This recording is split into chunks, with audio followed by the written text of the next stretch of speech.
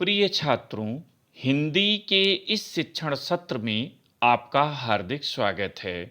आज हम अर्थालंकार के अंतर्गत उत्प्रेक्षालंकार की परिभाषा या लक्षण, उदाहरण, स्पष्टीकरण, भेद एवं पहचान से संबंधित पाठ्य सामग्री का अध्ययन करेंगे। तो आइए सबसे पहले उत्प्रेक्षा का अर्थ जानें। उत्प्रेक्षा शब्द उत, प्र और इच्छा से मिलकर बना है।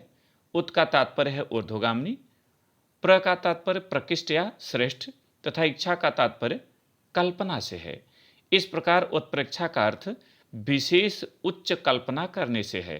तात्पर्य यह कि उपमेय में उपमान को प्रबल रूप में कल्पना की आंखों से देखने की प्रक्रिया को उत्प्रेक्षा कहते हैं। इस आधार पर उत्प्रेक्षालंकार की परिभाषा अथवा लक्षण होगा, काव्य में जहां पर उपमेय में उपमान की संभावना की जाती है वहां उत्प्रेक्षालंकार होता है। इसमें मनु, मनो, मनव, मानो, मनहु, मानव, जनु, जनो, जानो, ज्यों, जनहु, जानहु इव आदिवाचक शब्द आते हैं। उदाहरण, सोहत ओढ़े पीत पट, श्याम सलोने गात, मनव नीलमणि शैल पर, आतप पर्यो प्रभात। अब आइए इसका स्पष्टीकरण देखें। प्रस्तुत उदाहरण में पीत पट और श्याम सलोने गात उपमेय हैं तथा आतप और नीलमणि शैल उपमान हैं। श्री कृष्ण के पीतांबर वस्त्र पीत पट में प्रातःकालीन धूप आतप का तथा उनके श्याम शरीर श्याम सलोने गात में नीलमणियों के पर्वत नीलमणि शैल की संभावना व्यक्त की गई है। यहाँ मनोवाचक शब्द भी प्रयुक्त हुआ है, अतः यह उत्प्रेक्षालंकार का उदाहरण है। एक और उदाहरण से पुष्ट हूं। फूले कास सकल मही छाई, जनु बरसा ऋतु प्रकट बुढ़ाई। प्रस्तुत उदाहरण में वर्षा ऋतु के पश्चात शरद ऋतु के आगमन का वर्णन है।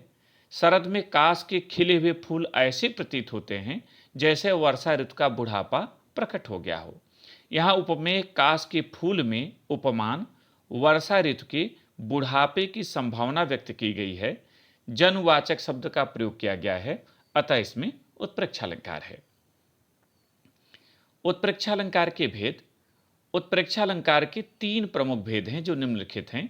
पहला वस्तुत्प्रेक्षालंकार, दूसरा हेतुत्प्रेक्षालंकार और तीसरा फलोत्प्रेक्षालंकार। आइए जानें कि क्या हैं। वस्तुत्प्रेक्षालंकार, काव्य में जहां पर एक वस्तु की दूसरी वस्तु में संभावना की जाती है वहां वस्तुत्प्रेक्षालंकार होता है। उदाहरण देखें। चमचमात चंचल नयन, बिच घूंघट पट झीन, मानो सुर सरिता बिमल, जल उछरत जुग मीन। स्पष्टीकरण देखें। प्रस्तुत उदाहरण में एक वस्तु झीने घूंघट पट के बीच चंचल नयनों में, दूसरी वस्तु सुर सरिता के बिमल जल में उछलती हुई दो मछलियों की संभावना व्यक्त की गई है। माने नायिका ने जो घूंघट ओढ़ रखा है उसके भीतर से उसके दो चंचल नेत्र ऐसे प्रतीत हो रहे हैं जैसे वे सुर सरिता में उछलती कूदती हुई दो मछलियां हैं। तो यहां एक वस्तु में दूसरे वस्तु की संभावना व्यक्त की गई है और वाचक शब्द मानो का प्रयोग हुआ है, अतः इसमें वस्तुत्प्रेक्षालंकार है। दूसरा है हेतुत्प्रेक्षालंकार। काव्य में जहां पर अहेतु को हेतु मानकर संभावना की जाए, अर्थात जो कारण न हो उसे कारण मान लिया जाए, वहां हेतुत्प्रेक्षालंकार होता है। उदाहरण देखें। तरन तनुजा तट तमाल तरवर बहुछाए, झुके कूल सो जल परसन हित मनहु सुहाए। अब इसमें स्पष्टीकरण देखें। प्रस्तुत उदाहरण में तमाल के वृक्षों को यमुना के जल को स्पर्श करने के लिए झुकने की बात कही गई है, जो कि वास्तविक हेतु या कारण नहीं है। नदी के तट पर वृक्ष स्वाभाविक रूप से जल की ओर झुके हुए होते हैं। यहां अहेतु में हेतु की संभावना की गई है और मनहुवाचक शब्द का प्रयोग हुआ है, अतः इसमें हेतुत्प्रेक्षालंकार है। यहां ध्यान रखेंगे आप कि जिसमें जो वास्तविक कारण हो वह कल्पना न करके दूसरी कल्पना की जाए, वहां हेतुत्प्रेक्षा होता है। तीसरा, फल उत्प्रेक्षा अलंकार।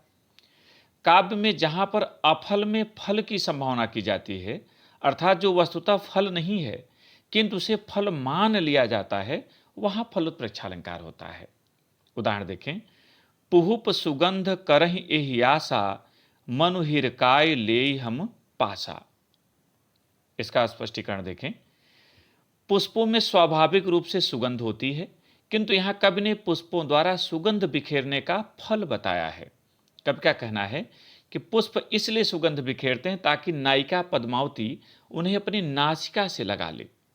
इस प्रकार यहां अफल में फल की संभावना की गई है। अफल क्यों? क्योंकि पुष्प में सुगंध होता ही है, किंतु यहां दूसरी बात कही गई कि नायिका जो पद्मावती है वो इतनी सुंदर है कि पुष्प चाहते हैं कि मुझे भी वो अपनी नासिका ले लगा ले। तो यहां अफल में फल की संभावना की गई है और मनवाचक शब्द का प्रयोग किया गया है, अतः इसमें फल उत्प्रेक्षा अलंकार है। उत्प्रेक्षा अलंकार के कुछ अन्य उदाहरण देखें, ऐसे आप अपनी जानकारी को पुष्ट करें।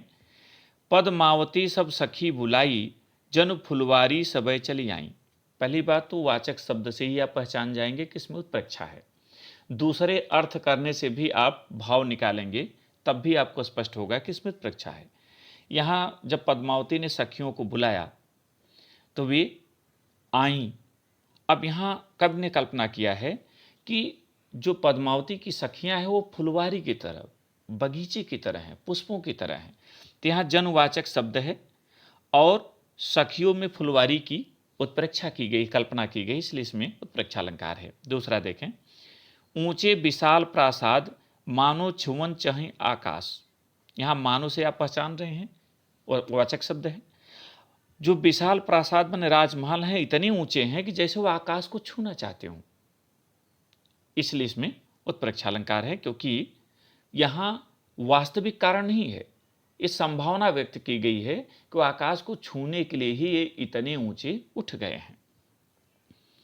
तीसरा, इस काल मानो क्रोध से तन कांपने उनका लगा, मानो हवा के जोर से सोता हुआ सागर जगा।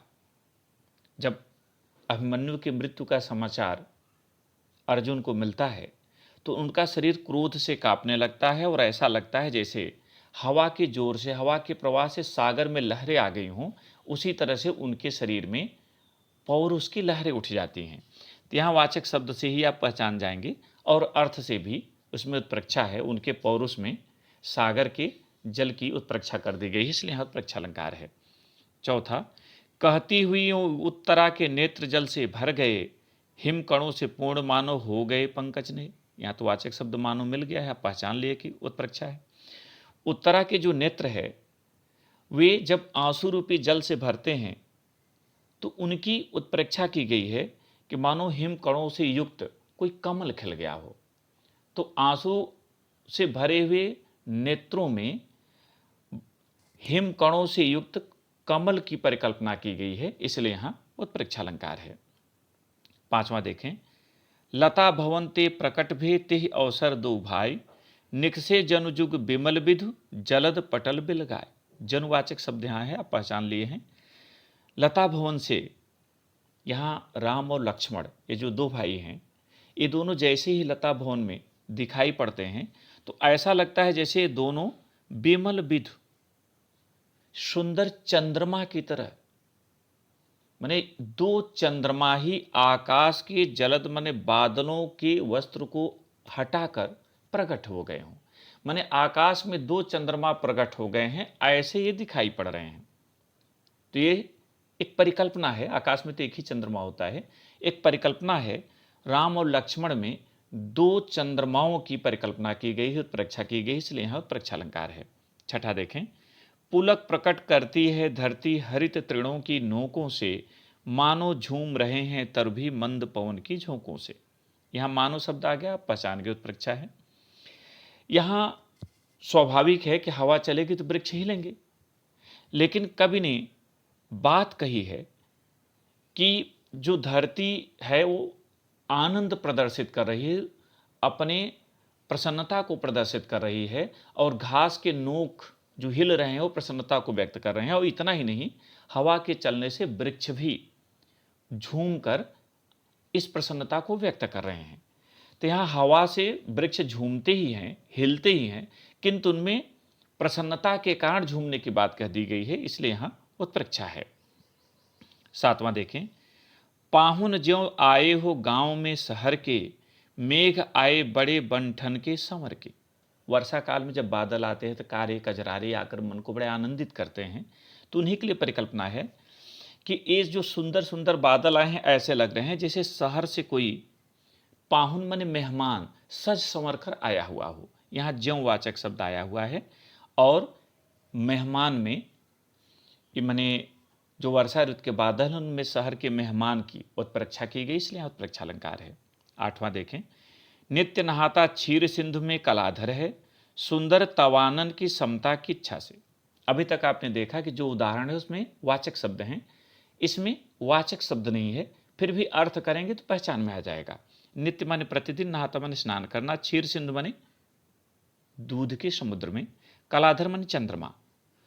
जो चंद्रमा है वह प्रतिदिन दूध के समुद्र में नहा रहा है, किस इच्छा से? सुंदर तवान तव आनंद तुम्हारे। जो सुंदर नायिका है उसके आनंद माने मुखमंडल के समान सुंदर बनने की इच्छा से वह प्रतिदिन क्षीर समुद्र में स्नान कर रहा है, तो यहां उत्प्रेक्षा अलंकार है।